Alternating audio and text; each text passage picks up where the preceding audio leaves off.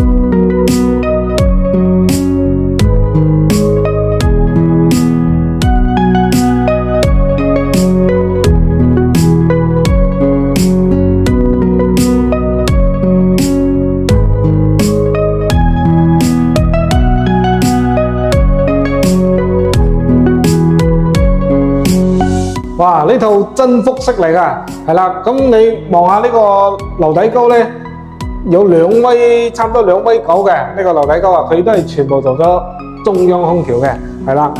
咁我哋就喺入戶位置同大家慢慢介紹佢。呢個咧嗱，可以見到佢呢邊咧，佢呢種設計咧，佢呢個發展商做嘅呢一棟咧，佢係2梯8戶啊。咁佢都係板樓嚟嘅，冇晒遮擋嘅。咁呢一戶咧，你睇。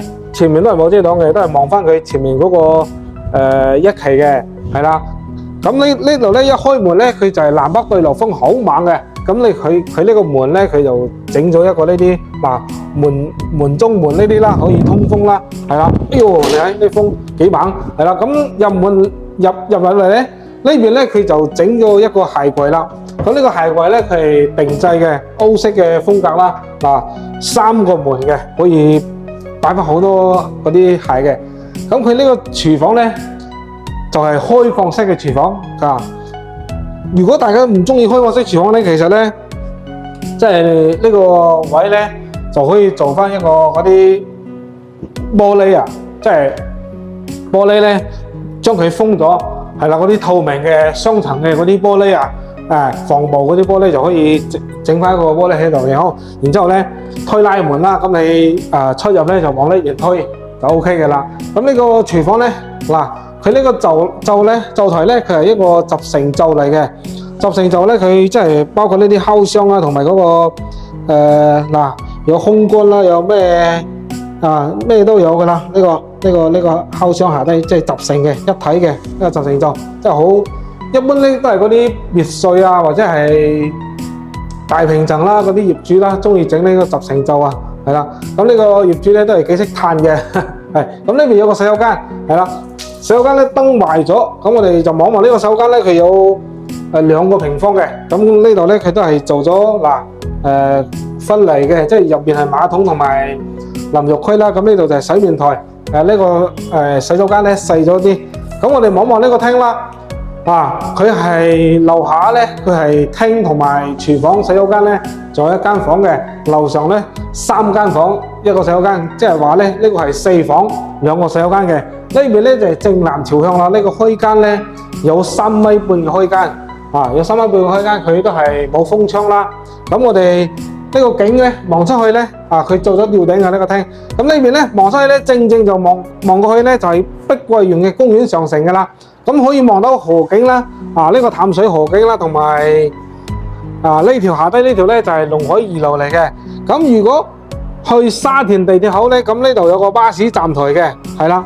呢度有巴士站台咧，呢個交通咧都係方便嘅啦。站台就係嗰個位，係啦，即係愛心巴士啦，同埋西湖七行啦，呢度都係有嘅，係啦，就係下低嗰度。咁我哋呢個一層咧嘅面積咧都有60幾個方，即係1樓呢一層咧，佢有1間房啦。咁佢房咧好大嘅，咁呢間房咧話呢度有個睇下係咩先，呢度有個收納嘅空間，話擺咗好多啲雜物啊，入邊係空嘅，一直到嗰邊都係空嘅。下低呢度咧，其實咧就可以做翻啲啊，如果中意嘅話，即係可以養翻啲寵物啊，或者種啲花花草草喺呢度咧，就係會更加靚啲咯。啊，我哋入嚟望望呢間房，呢間房咧佢都係做咗定製嘅，包括呢個飄台咧，佢係剝咗嗱，做咗呢個收納櫃啦。咁呢間房嘅面積咧都有12個方，12個方咧你擺個1.8米嘅床，即係一啲壓力都冇嘅。1.8米嘅床咧，仲可以做到3邊落床，係啦。咁佢呢個房咧採光通風都係非常好嘅，因為今日咧冇太陽啦，啊都係正南朝向。咁呢個都係定製櫃嚟嘅，啊都係一門到底嘅定製櫃，即係咧佢呢個定製櫃咧，佢用呢啲配件咧都係比較靚啲嘅。睇下呢啲配件同其他嗰啲咧，即係有少少區別啦。呢配件係咪啊？呢個定製櫃都幾靚下嘅啊！呢個業主咧啊，之前係自己住嘅，依家好少住啦啊！咁我哋上去望望第2層，你睇佢一層呢啲全部做咗吊頂，係啦。我哋去望望第2層先。哇！呢個步梯呢個吊頂都做得非常之靚啊！呢個燈飾啊，係啦啊！嗰啲空中別墅咧就中意搞呢啲燈飾啦，嗱，裝修估下都要好似大概都用咗幾廿萬嘅喎，呢個裝修啊，包括佢做呢啲即係梯啦，同埋呢個踏板啦，啊，同埋呢啲吊頂啦、啲燈飾啦，全部做完晒，係啦。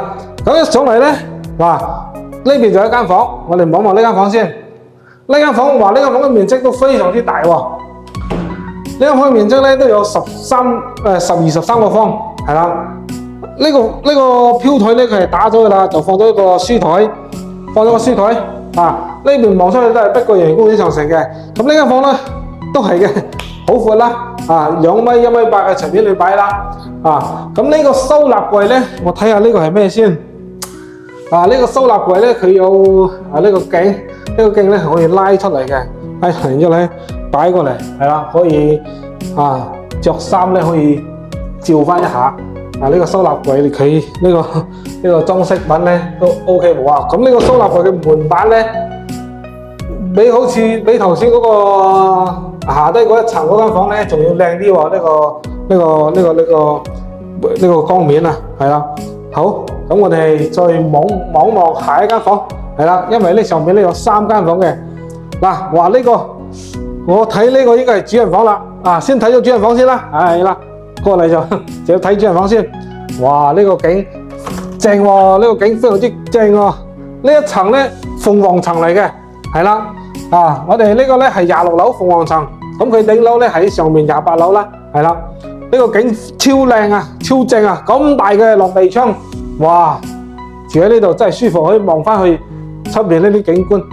話呢個床咧真係正宗嘅歐式風格啦，歐式風格。咁佢呢個床咧，好似係1.8米嘅啫，唔係2米嘅，係因為，但係咧好似望上去又係2米嘅喎。我屋企嗰個咧係1.8米嘅，好似差唔多係啦，1.8米嘅啫。呢個床1.8米，3邊落床嘅歐式床啦。咁呢度咧空間就有咁闊啦，大家望一望嗱，我手尾一伸咧，呢度就有咁闊嘅空間啦。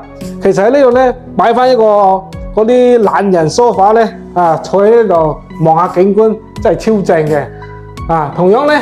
都係做咗定製嘅衣櫃嘅，係啊，呢個都係一門到底嘅大衣櫃啦。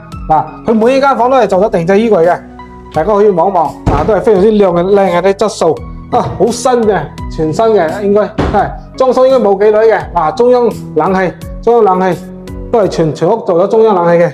好，最後一間房，哇，最後一間房定製仲要多啲啊！最後一間房咧，佢全部都係做咗呢個。定製榻榻米嘅，咁佢呢個定製嘅床咧都有1.5米喎，呢個床都有1.5米啊，好闊啊！